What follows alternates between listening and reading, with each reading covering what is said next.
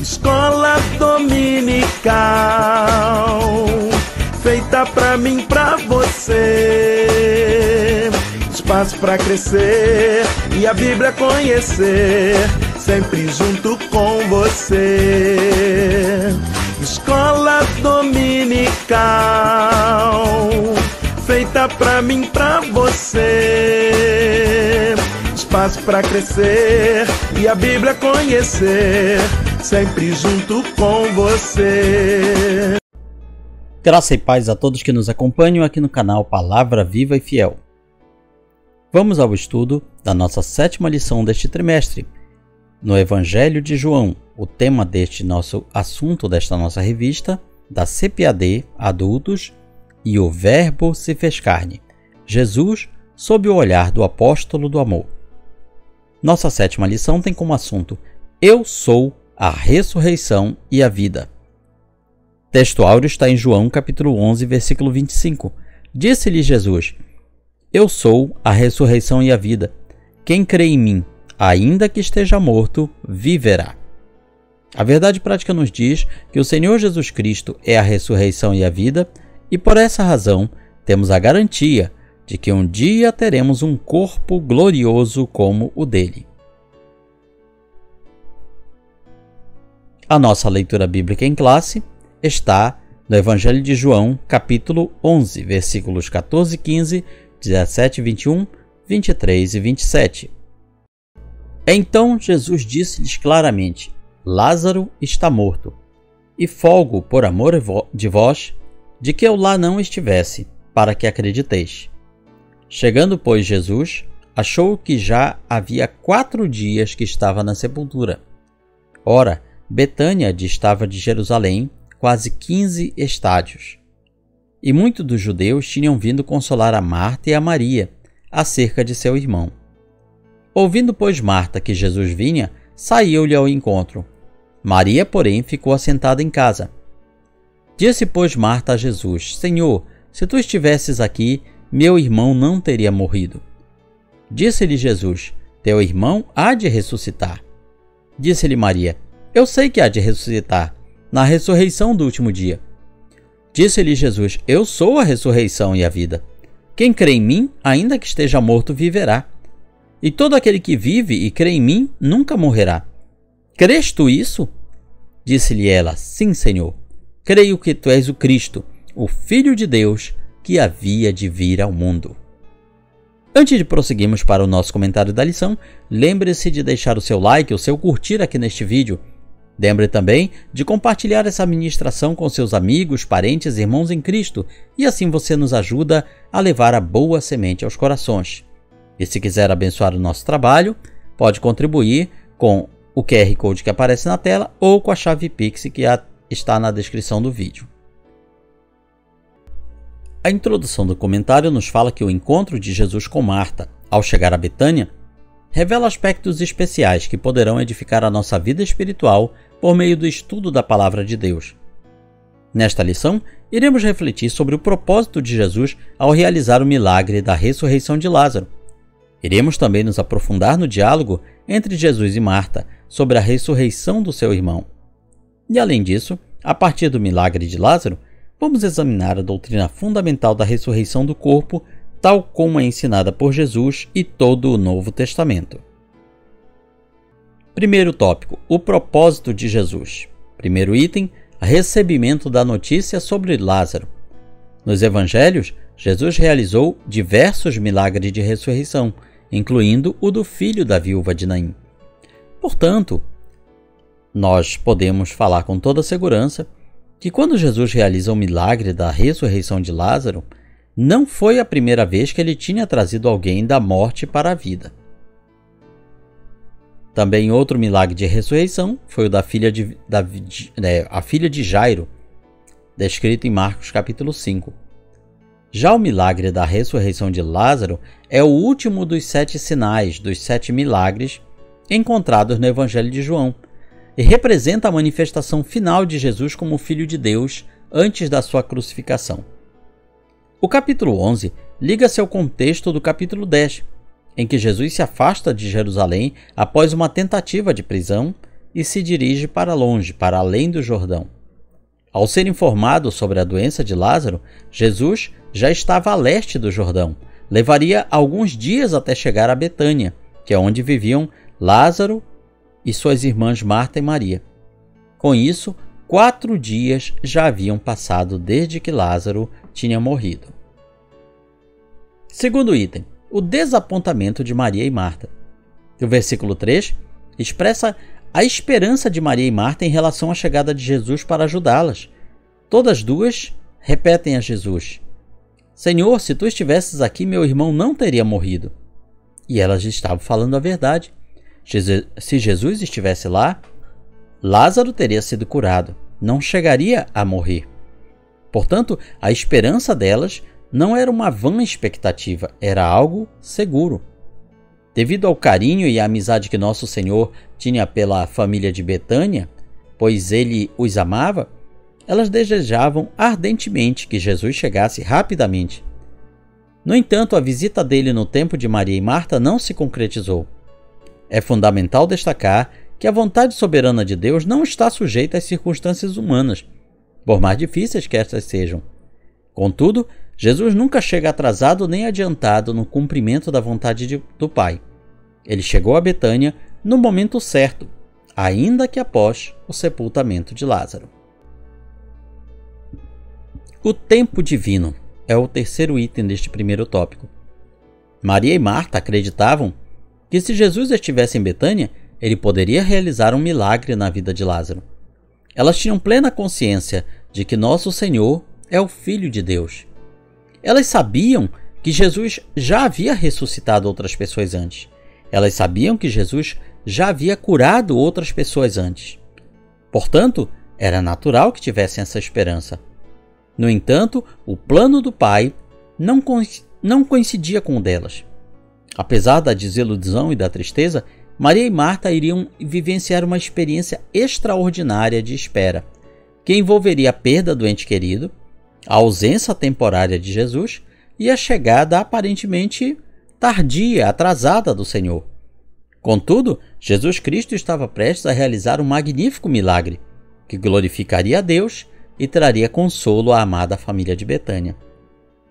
Aplicando isso para a nossa vida espiritual, para a nossa vida cristã, quantas vezes queremos que Deus haja de uma determinada maneira no nosso tempo, no nosso relógio, sob nossas expectativas? No entanto, Deus tem várias formas de agir. Seus planos não são os nossos. Pensamos no agir de Deus em nossa vida de uma maneira um tanto egoísta. Pensamos apenas em nós, quando na realidade o plano de Deus envolve muito mais do que a nossa vida. Às vezes nos esquecemos que estamos conectados a um plano muito maior. Somos apenas uma peça em um grande quebra-cabeças do qual só Deus conhece toda a sua extensão. Portanto, se a bênção que queremos, se o agir de Deus que queremos, não acontece no tempo e na maneira que nós queremos, não percamos a esperança. Não caiamos no caminho da blasfêmia, da murmuração, do desânimo, da perda de fé. Continuemos crendo e confiando que Deus fará o que é melhor para nós. Segundo tópico, o encontro de Marta com Jesus. Primeiro item, o encontro. Versículo 20 do capítulo 11 descreve o momento em que Marta se encontra com Jesus. Assim que soube que o Senhor estava na cidade, a irmã de Maria dirigiu-se ao encontro dele.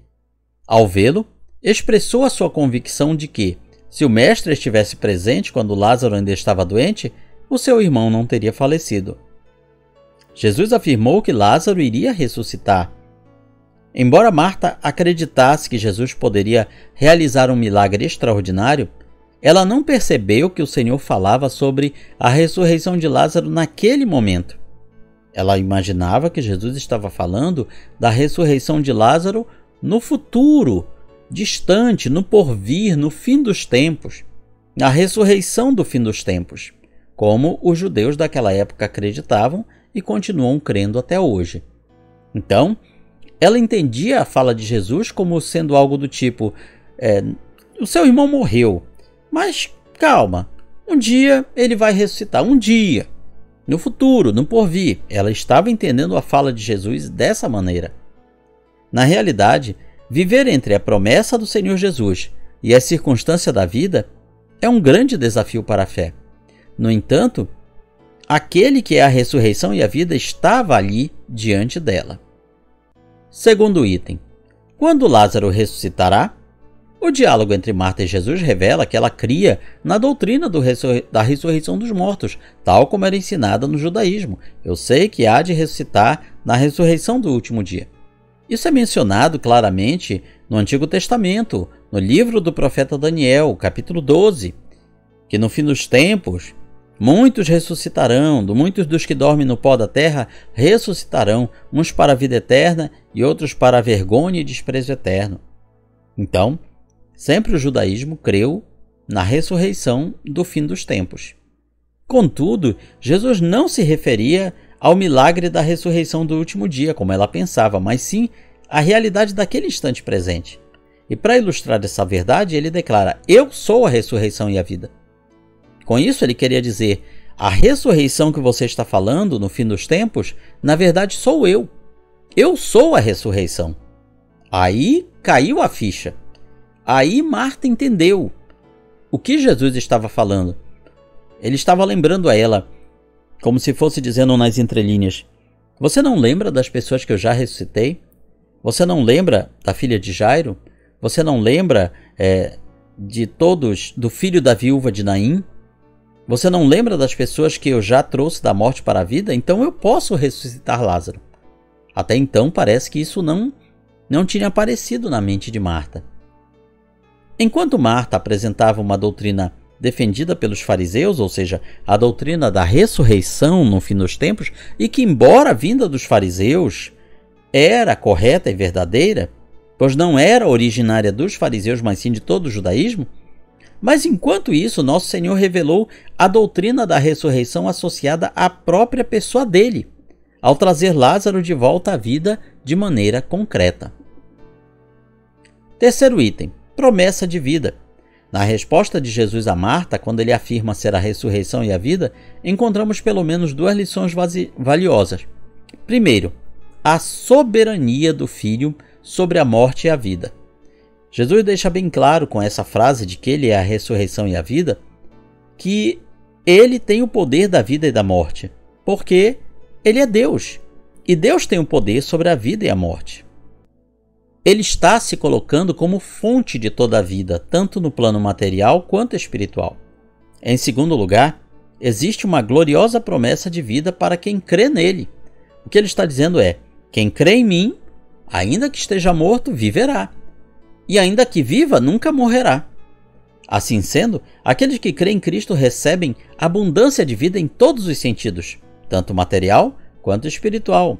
Pois uma vida entregue a Cristo é uma vida plena, é uma vida completa. Jesus está dizendo que ele é quem dá a vida, tanto para o corpo quanto para a alma. Terceiro tópico: a doutrina bíblica da ressurreição do corpo. O milagre da ressurreição física de Lázaro, realizado por Jesus, não foi o único. Como já observamos, outros milagres semelhantes estão registrados nos evangelhos. No entanto, ao contrário do que aconteceu com Lázaro, que voltou a morrer, em João 5, nosso Senhor menciona a ressurreição do corpo para os últimos dias, quando os salvos não mais experimentarão a morte. A doutrina da ressurreição do corpo é um elemento essencial do cristianismo bíblico.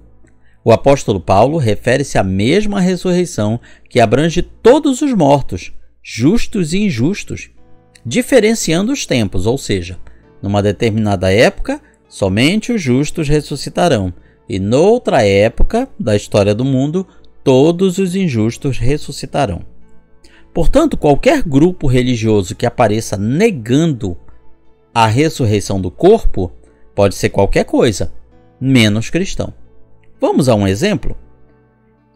O movimento religioso teológico chamado escatologia consumada, ou teologia consumada. é uma ideia muito adotada, por exemplo, pelos destemplados, desigrejados, desinstitucionalizados. Nem todos eles, óbvio, pensam dessa maneira. Mas, em resumo, a escatologia consumada, entre as suas crenças, declara que não existe a ressurreição do corpo, que só existe a ressurreição espiritual. Como seria essa ressurreição espiritual? Aqueles que creem em Jesus, ao morrer, vão morar no céu. E pronto, acabou ali. Não haveria ressurreição do corpo. Não existe volta de Jesus nessa escatologia consumada. Não há uma volta de Jesus em glória, não há o soar da trombeta, não existe nada disso na escatologia consumada. Portanto, não haveria também a ressurreição do corpo. Portanto, esse grupo, essa ideia da escatologia consumada, ela é anticristã, porque ela nega um elemento essencial do cristianismo bíblico. 1 Coríntios 15, o apóstolo Paulo nos detalha como será a ressurreição. Ali, em 1 Coríntios 15, não está tratando apenas da ressurreição dos justos, como uma leitura apressada pode dar a entender. Ali Paulo está falando de todos os mortos, justos e injustos. Ele detalha, pela revelação do Espírito Santo de Deus, como será esta ressurreição. Portanto, 1 Coríntios 15, podemos chamar com toda certeza de o capítulo da ressurreição. Assim sendo, os justos ressuscitarão quando a trombeta tocar durante o arrebatamento da igreja. Os mortos voltarão à vida, seus corpos serão gloriosamente transformados junto com os justos que estiverem vivos. Por outro lado, os injustos ressuscitarão no juízo final e receberão um corpo inglório, ou seja, sem glória, destinado à condenação eterna. Mas atenção, quando se fala de um corpo inglório destinado à condenação eterna, é um corpo que vai durar para sempre. É um corpo eterno.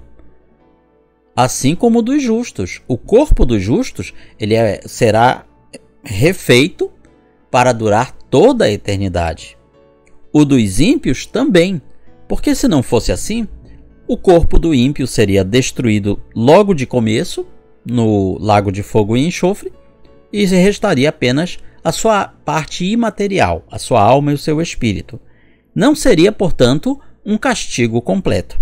Afinal, o ímpio, ele peca contra Deus no seu corpo, na sua alma e no seu espírito. Logo, o seu castigo tem que ser no corpo, na alma e no espírito, na integralidade do ser humano, porque o ser humano é um pacote completo, podemos dizer holístico, significa que é uma unidade completa. Uma unidade feita de parte matéria, que é o corpo, e parte que é não matéria, a alma e o espírito. Dessa forma, tanto a vida eterna quanto o castigo eterno, eles precisam atingir a integralidade do ser humano. Logo, o corpo do ímpio, por mais que isso seja paradoxal para quem estiver nos ouvindo, o corpo do ímpio também será tão indestrutível quanto o corpo dos justos. Ele é feito para durar eternamente. E quem fez dessa maneira? Quem fará dessa maneira? Deus. Deus fará corpos indestrutíveis para o resto da eternidade. Claro que com este corpo, o ímpio receberá o castigo corporal no lago de fogo e enxofre, sofrerá no seu corpo, sofrerá na sua alma, sofrerá no seu espírito. Segundo item, da morte para a vida. Na conversa entre Jesus e Marta, também se evidenciava a perspectiva da doutrina da ressurreição do corpo. A expressão nunca morrerá, usada por Jesus no versículo 26, indica que, embora o salvo em Cristo experimente a morte física, mas não enfrentará a morte espiritual. Diferente do ímpio, que vai passar pela morte física e vai passar pela morte espiritual, que não é a mesma coisa de aniquilação. A morte espiritual não significa ser aniquilado, não significa deixar de existir. Caso contrário, isso seria um prêmio para o ímpio, deixar de existir. Isso seria uma recompensa para ele. Seria uma maneira dele se eximir do castigo de Deus. O nosso Senhor fala de algo que vai além da compreensão humana e distingue entre vida natural e vida eterna. Assim sendo, conforme diz, ainda que esteja morto viverá, para o crente a morte não representa um fim sem esperança, Pelo contrário, sob uma ótica bíblica, segundo os ensinamentos de Jesus, a morte é uma passagem, uma transição para a vida eterna, onde a ressurreição do corpo marca o início de uma nova realidade e natureza espiritual. Portanto, todos os crentes de todas as épocas que já morreram, eles estão aguardando a ressurreição do corpo. Onde? No céu, no paraíso. Alguém poderá dizer, mas se eles já estão no céu, então já está completo, não falta mais nada. É errado? Ainda falta sim alguma coisa. Eles ainda não receberam a sua recompensa.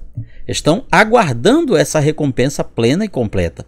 Alguém poderá dizer, mas se eles já estão no céu, isso já é a recompensa maior de todas. Não, ainda não. Tem mais. Portanto, os salvos de todas as épocas, eles ainda não receberam a sua recompensa assim como nós. Embora aqui nesta vida sejamos abençoados, muitas vezes, mas ainda não é a nossa recompensa final. Isso só acontecerá na glorificação e será para todos de uma vez só. Então, todos os salvos de todas as épocas, de todos os tempos, serão ressuscitados e transformados de uma só vez para receberem o seu galardão, a sua recompensa no tribunal de Cristo. Terceiro item, uma viva esperança. O relato sobre a ressurreição de Lázaro demonstra como Jesus Cristo abordou o tema da morte de entes queridos. Ele sentiu compaixão, chorou, manifestou preocupação porque sabia das dores causadas pela morte. No capítulo 11 de João está um dos menores versículos da Bíblia, com apenas 2 palavras, mas que dizem muito. Jesus chorou. Aprendemos com esse versículo que Jesus chora conosco. Ele se entristece conosco, ele sabe a nossa dor quando perdemos entes queridos. Não faz muito tempo, tivemos uma pandemia de Covid pelo mundo inteiro que levou a vida de muitos crentes, de muitos entes queridos nossos. O choro, o pranto e o clamor foram constantes em muitas famílias de crentes. Mas, ao ler esse capítulo de João 11, nós podemos nos consolar que a tristeza que nós sentimos, o nosso Salvador sentiu junto conosco, sente junto conosco. Ao declarar a Lázaro, Lázaro, vem para fora, nosso Senhor revela aquilo que o Deus Todo-Poderoso realizará na vida de todos aqueles que morreram em Cristo. E eu posso completar dizendo, na vida também daqueles que morreram sem Cristo. Porque quem vai ressuscitar o justo é Deus através de Cristo. E quem vai ressuscitar o ímpio também é Deus através de Cristo. Quando eu era criança, eu escutava pessoas dizendo, Deus vai ressuscitar os justos e o diabo vai ressuscitar os ímpios. Não, isso não é verdade. Quem vai ressuscitar o ímpio é o Deus que o ímpio rejeitou. Então, que coisa terrível morrer sem Cristo. Que coisa terrível morrer no pecado e na impiedade. Mas na certeza de que um dia, aquele Deus que você rejeitou é o Deus que vai te trazer de volta à vida para te julgar. E para a sentença dele não haverá recurso. Ao ressuscitar Lázaro, Jesus evidencia concretamente que também ressuscitará dentre os mortos aqueles que foram salvos. Esta é nossa viva esperança.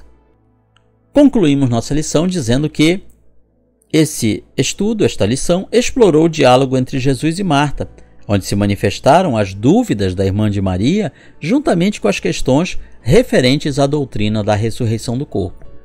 Podemos abrir aqui um parênteses para dizer que este milagre da ressurreição de Lázaro causou tanto impacto entre os judeus que eles depois tramaram, os fariseus, mestres da lei, as pessoas que eram contra Jesus, eles planejaram não apenas matar Jesus, mas também matar Lázaro, porque através de Lázaro muitos estavam crendo em Jesus. E alguém poderá dizer, mas por que tanta diferença da ressurreição de Lázaro para as outras? E uma das respostas pode estar numa tradição judaica da época, que dizia que até 3 dias a alma ficava circulando o corpo e poderia tornar a entrar nele, ou seja, a pessoa até 3 dias poderia ressuscitar. Então, quem sabe, na época, vários inimigos de Jesus usassem essa tradição para dizer: mas essas pessoas que Jesus ressuscitou, na verdade não foi ele. Não foi bem ele.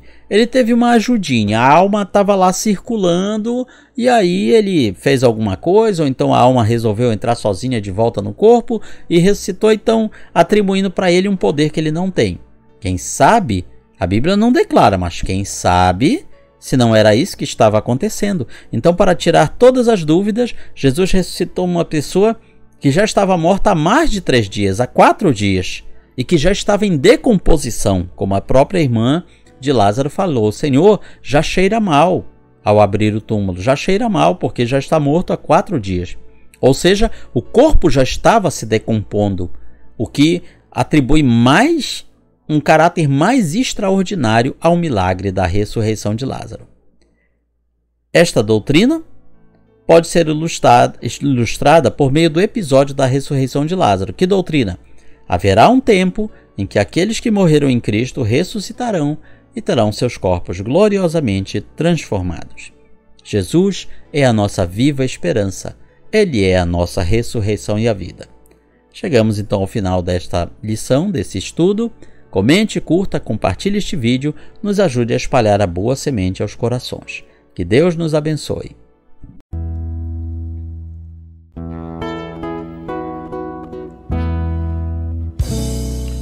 Findou-se o tempo de estudo da escola dominical.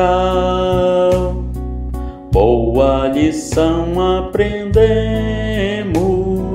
do nosso Pai Celestial.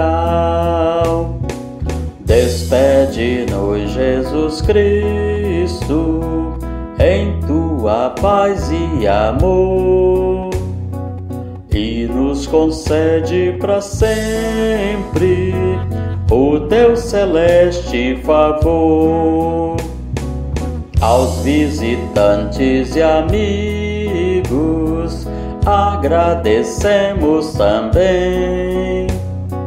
Que a paz de Deus reine em todos e até domingo que vem. E até domingo que vem. E até domingo